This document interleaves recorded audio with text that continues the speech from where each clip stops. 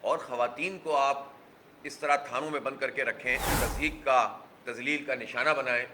یہ کیسے قابل قبول ہو سکتا ہے؟ کچھ عرصے پہلے ہی تو زرداری صاحب نے فرمایا تھا کہ ہمارا صوبہ وہ صوبہ ہے جس میں ہم نے سیاسی بنیاد پر کسی ایک آدمی کو بھی گرفتار نہیں کیا ہوا، تو آپ یہ کس بنیاد کے اوپر گرفتار کرتے ہیں؟ جماعت اسلامی دہشت گردی کی سب سے زیادہ وکٹم رہی ہے،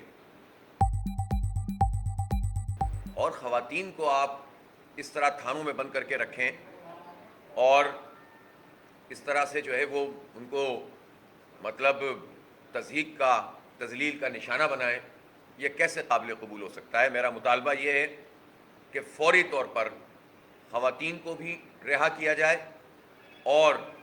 ایسے سیاسی ورکر جن کا براہ راست جلاؤ گھراؤ میں یا کوئی ایویڈنس موجود نہیں ہے ان سب کو رہا کیا جائے۔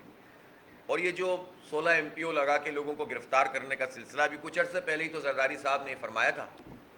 کہ ہمارا صوبہ وہ صوبہ ہے جس میں ہم نے سیاسی بنیاد پر کسی ایک آدمی کو بھی گرفتار نہیں کیا ہوا، تو آپ یہ کس بنیاد کے اوپر گرفتار کر رہے ہیں؟ ہم کسی مجرم کی پشپناہی نہیں کر سکتے، جو غلط ہے اس کو غلط کہیں گے، لیکن سیاسی انتقام کا راستہ کسی صورت قابل قبول نہیں ہو سکتا۔ تو میرا مطالبہ یہ ہے کہ خواتین کو بھی اور بے گناہ لوگوں کو صرف سیاسی وابستگی کی بنیاد پر کہ ان کا تعلق پی ٹی آئی سے ان کو گرفتار کرنا میں سمجھتا ہوں بالکل درست نہیں ہے۔ اور جماعت اسلامی ہر دور میں، آپ کو یاد ہوگا، جماعت اسلامی دہشت گردی کی سب سے زیادہ وکٹم رہی ہے۔ جب 90 کی دہائی میں ہمارے جماعت اسلامی اور اسلامی جمعیت طلبہ کے کارکنوں کو شہید کیا جا رہا تھا، دہشت گردی کی ایک لہر تھی، اور آپ کو پتہ ہے کہ ایم کیو ایم کس طرح سے بیہیو کرتی تھی،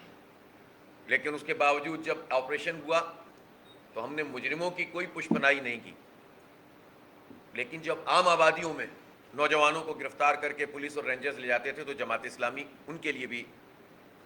بات کرتی تھی اور ان کی مدد کرتی تھی، اس لیے کہ ہم حق اور سچ کے ساتھ ہیں۔ اگر ہمارا کوئی بدترین مخالف بھی ہوگا، اس کے ساتھ بھی عام لوگوں کے ساتھ، اس کے وابستگان کے ساتھ زیادتی ہوگی تو جماعت اسلامی ان لوگوں کے ساتھ کھڑی ہوگی جن کے ساتھ زیادتی ہو رہی ہے۔